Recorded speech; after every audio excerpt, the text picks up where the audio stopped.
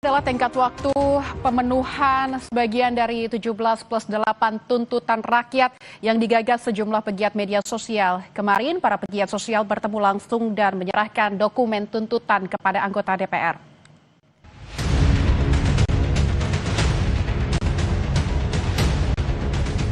"17+8 tuntutan rakyat tengah menjadi perhatian.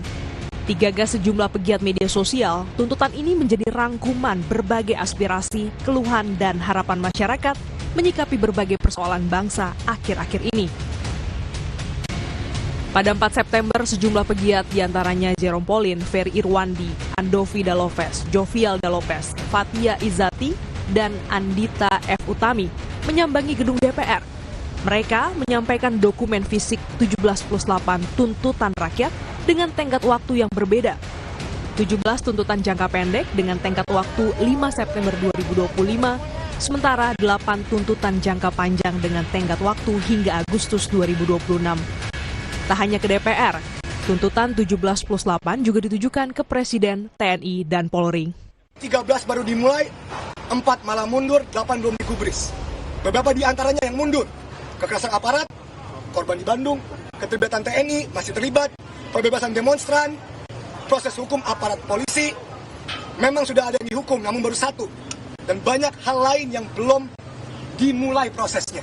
Kalau hanya disuruh berhenti flexing, hanya disuruh bersimpati di dunia online, itu menyembunyikan sesuatu, itu enggak menyembuhkan akar dari masalah. Oleh karena itu hari ini kami ada di sini untuk memberikan tuntutan ini juga secara formal, secara fisik, supaya sudah tidak ada lagi alasan bahwa belum dimasukkan lewat jalur formal. Dan kami juga mau mengingatkan bahwa kami belum puas dengan janji, dengan rencana, dengan kata-kata akan, dengan kata-kata meminta. Kami ingin bukti konkret, kami ingin progres yang nyata.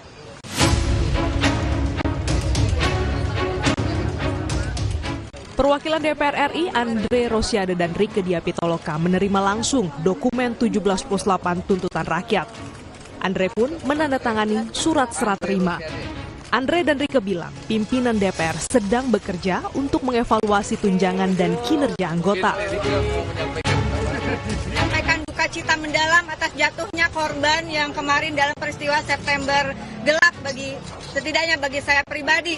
Dan tentu saja kami juga mohon dukungan karena ini juga lagi rapat resmi. Mudah-mudahan tuntutan rakyatnya bisa ditambah, yaitu kita sedang rapat dengan Kemendag. Ini kita lari ke sini untuk menerima teman-teman, yaitu turunkan harga kebutuhan pokok. 17 tuntutan memiliki tenggat 1 minggu karena dinilai bisa dipenuhi para pemangku kebijakan sesegera mungkin. Beberapa di antaranya yaitu bentuk tim investigasi independen, kasus kekerasan dan pelanggaran HAM selama demonstrasi, bekukan kenaikan gaji dan tunjangan DPR, transparansi anggaran DPR, sanksi tegas anggota yang bermasalah, bebaskan demonstran yang ditahan, hentikan tindakan kekerasan polisi hingga terkait kesejahteraan tenaga kerja. Sementara tuntutan dengan tenggat waktu 1 tahun diantaranya meminta reformasi DPR besar-besaran, reformasi perpajakan, sahkan RUU perampasan aset, reformasi kepolisian, hingga tinjau ulang kebijakan sektor ekonomi dan ketenaga kerjaan. Sebelumnya, pimpinan DPR menemui perwakilan mahasiswa di dalam gedung DPR pada 3 September. Mahasiswa langsung diterima Wakil Ketua DPR Fraksi Gerindra Sufmi Dasko Ahmad, Wakil Ketua DPR Fraksi Nasdem Saan Mustafa, dan Wakil Ketua DPR Fraksi PKB Cucun Ahmad. Mahasiswa menuntut dibentuknya tim investigasi untuk mengusut oknum provokator yang menyusupi aksi unjuk rasa. Mahasiswa juga menuntut DPR segera mencabut tunjangan fantastis anggota dewan dan sahkan RUU perampasan aset. Nah, kami dalam audiensi tadi juga sudah menyampaikan bahwa DPR juga dalam waktu yang singkat-singkatnya akan melakukan evaluasi menyeluruh baik terhadap tunjangan maupun keterbukaan kegiatan DPR, nah itu termasuk yang di dalam 17+8. 17+8 tuntutan rakyat diharapkan mampu menampung mengkurasi, menyatukan, dan menyampaikan berbagai aspirasi dari beragam lapisan. Tuntutan ini juga dapat dijadikan pedoman bagi para pemangku kebijakan untuk menentukan langkah strategis dalam menjalankan pemerintahan yang lebih baik. Tim Liputan, Kompas TV. Jumat 5 September 2025 jadi hari terakhir dari tenggat waktu atau deadline bagi pemerintah memenuhi 17+8 tuntutan masyarakat sipil. Lebih lengkap kita bahas bersama diaspora Indonesia di Denmark, Salsa Erwina. Selamat siang waktu Jakarta, Mbak Salsa. Selamat siang, Mbak Linta. Mbak, ini jadi hari terakhir. Hari ini hari Jumat, tepatnya kalau saat ini udah pukul 12, pukul 41 waktu Indonesia Barat.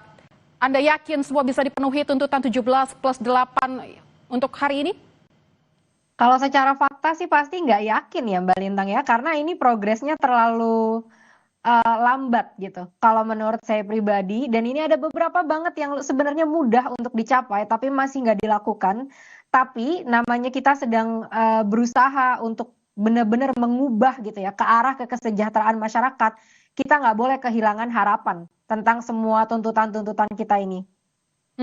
Mbak Salsa, ini kan ada 17+8, ada tenggat waktu yang pendek dan juga yang panjang untuk reformasi dengan tenggat waktu Agustus tahun 2026. Untuk yang hari ini saja, yang Mbak Salsa pandang bisa dikerjakan secara cepat, yang possible begitu untuk dilakukan saat ini. Yang mana Mbak? Ini sebenarnya yang udah mungkin 80% lah ya Mbak Lintang untuk segera bisa dicontreng gitu. Sudah sukses, itu kan tentang pecat politisi yang pernah menyinggung masyarakat kan. Dan semuanya sudah melakukan, ada kecuali satu partai ya. Jadi Nasdem, Golkar, Partai Amanat Nasional, yang lain-lain tuh sudah secara proaktif melakukan udah di awal minggu tuh Mbak. Berarti mereka juga mendengarkan kan aspirasi kita dari awal dan udah bertindak cepat untuk memecat gitu. Nah ini ada satu PDI Perjuangan yang sampai hari ini belum ada pemecatan kepada anggotanya yang pernah menghina masyarakat, yang pernah bilang kalau tidak mau disamakan dengan rakyat jelata gitu ya. Dan juga ada juga tuh yang pernah bilang kalau memang mau mensahkan sesuatu itu harus melalui izin dari ketua umum. Sebenarnya kalau ini aja udah dilaksanakan, udah ada satu poin yang sebenarnya bisa tercapai, tapi jadi nggak bisa karena adanya kelambatan dan ketidaktegasan dari PDIP Perjuangan. Kedua menurut saya juga sebenarnya RUU perampasan aset ya Mbak Limpang, walaupun itu memang agak jangka panjang, kita taruh di jangka panjang, tapi sebenarnya ini adalah salah satu yang memang sudah siap gitu, untuk udah ready lah, karena udah dibahas bertahun-tahun, udah lama sekali, dan DPR pun gitu ya di masa lalu pernah kok menggolkan RUU Pilkada dalam waktu semalam gitu. Jadi sebenarnya bisa kalau memang ada kemauan dan ada itikat untuk benar-benar mewujudkan apa yang dimaui oleh masyarakat. Ketiga juga tentang bebaskan demonstran ya. Itu kemarin juga saya lihat ada pada saat audiensi dengan mahasiswa itu juga jadi salah satu tuntutan dari teman-teman mahasiswa yang bahkan berkata telepon Polri sekarang. Jadi ada 3 lah yang at least bisa dilakukan dengan sangat cepat kalau memang ada itikat dan memang ada niat untuk benar-benar melakukan. Sampai saat ini saya rasa semuanya masih gesture ya. Oke, kita akan membuang tunjangan, oke kita akan mereformasi DPR dipimpin oleh Ibu Puan Maharani yang bahkan tidak memecat anggota partainya yang sudah menyakiti hati rakyat dan membuat segala kerusuhan ini terjadi. Salah satunya kan juga dari perbuatan mereka-mereka itu sebenarnya. Mbak Salsa, kalau semua ini tidak bisa dipenuhi begitu, bagaimana? Apakah ada langkah lanjutan yang menurut Mbak Salsa bisa dilakukan begitu? Ya, pasti karena ini semua kan sebenarnya suara dari masyarakat dan kita kembalikan lagi Mbak Lintang kepada masyarakat gitu ya. Justru adanya tuntutan ini kita tidak ingin adanya destabilisasi gitu kan. Jadi dengan adanya demo yang sampai chaos dan lain sebagainya itu kan akan berimpact buruk yang sangat panjang kepada Indonesia. Makanya kita adakan tuntutan sehingga bisa terlihat nih tuntutan, bisa terlihat itikat-itikat baik dari DPR itu sendiri gitu. Dan hari ini pun kita masih ada aksi piknik secara damai dari BEM. Hari Minggu nanti masih ada aksi jalan damai di CFD dan lain sebagainya. Karena yang perlu diingat oleh pemerintah Indonesia, masyarakat adalah penggerak ekonomi dari bangsa ini. Jadi, jangan sampai ketidakpercayaan terhadap pemerintah itu nanti berimpact yang buruk terhadap hal-hal lainnya. Gitu, di ketidakpercayaan memunculkan orang ada potensi misalkan tidak mau bayar pajak. Karena ini yang paling banyak dikatakan oleh teman-teman di komen gitu ya. Sudah saya nggak mau bayar pajak lagi. Atau adanya golput. Mereka mulai, udah saya nggak akan pernah milih lagi. Nah, ini akan berimpact sangat buruk ke depannya gitu untuk bangsa Indonesia. Jadi ya memang kita butuh kerjasamanya, Mbak Lintang. Dan saat ini kan semua tuntutan udah disampaikan, bolanya itu sudah ada di DPR dan segala kementerian dan segala pemerintah yang ada di Indonesia. Bolanya sudah ada di mereka. Jadi seberapa cepat mereka mau bertindak. Jadi jangan sampai jadi bumerang dan mengembalikan kembali kepercayaan masyarakat. Mbak Salsa, bagaimana pergerakan diaspora di luar negeri? Kita tahu kemarin ada beberapa aksi unjuk rasa juga di beberapa negara di ibu kota negara lainnya seperti di New York, Berlin, dan juga Melbourne. Di tempat Anda sekarang di Denmark seperti apa dan apa yang Anda ketahui? Ya, kita juga sedang mempersiapkan ya Mbak untuk melakukan aksi gitu di Denmark, tapi kita juga masih menunggu nih perizinan dan koordinasi karena di sini itu kan segala sesuatunya lumayan ketat ya. Jadi kita tinggal nunggu aja, jangan sampai kita mau turun ke jalan malah nanti melanggar hukum gitu di sini gitu. Tapi ya itu sudah dalam agenda dan akan terjadi dalam waktu yang singkat. Mbak Salsa, adakah informasi dari teman-teman di Jakarta dan di Indonesia tentang pergerakan aksi untuk menuntut 17+8 yang kemarin sudah diberikan secara formal begitu, secara resmi kepada kawan-kawan influencer. Hari ini apakah akan ada aksi? Ya, hari ini nanti siang dan sore ada aksi piknik damai dari BEM.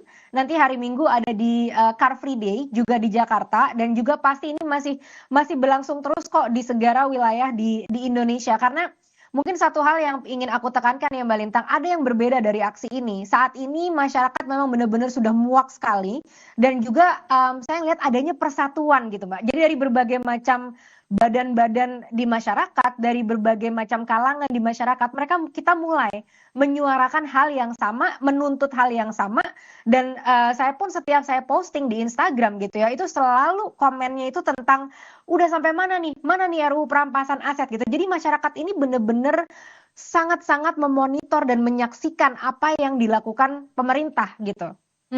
Mbak Salsa, 5 September ini akan menjadi deadline begitu. Mungkin pemerintah dan DPR sudah menyaksikan. Apa pesan-pesan Anda yang ingin disampaikan? Singkat saja, Mbak. Segera kerja, karyawan, bos-bos ini sudah sangat murka ya. Sudah diberikan waktu yang cukup lama untuk bertindak. Kita tidak mau ada lagi yang normatif-normatif. Dan tolong untuk karyawan-karyawan di DPR ini, itu harus segera diminta pertanggungjawaban. Partai yang masih kekeh tidak mau memecat karyawan yang sudah menyakiti hati rakyat. Dan untuk partai tersebut, elektabilitas kalian sedang dipertaruhkan di tahun 2029. Baik, terima kasih Mbak Salsa Erwina. Semoga ini menjadi catatan terhadap pemerintah dan juga DPR. Semua mata tertuju pada pemerintah dan DPR. Semoga tepat ada solusi dan jawaban tindak lanjut dari tuntutan masyarakat. Terima kasih Mbak Salsa Erwina, diaspora Indonesia di Denmark. Sehat selalu. Dan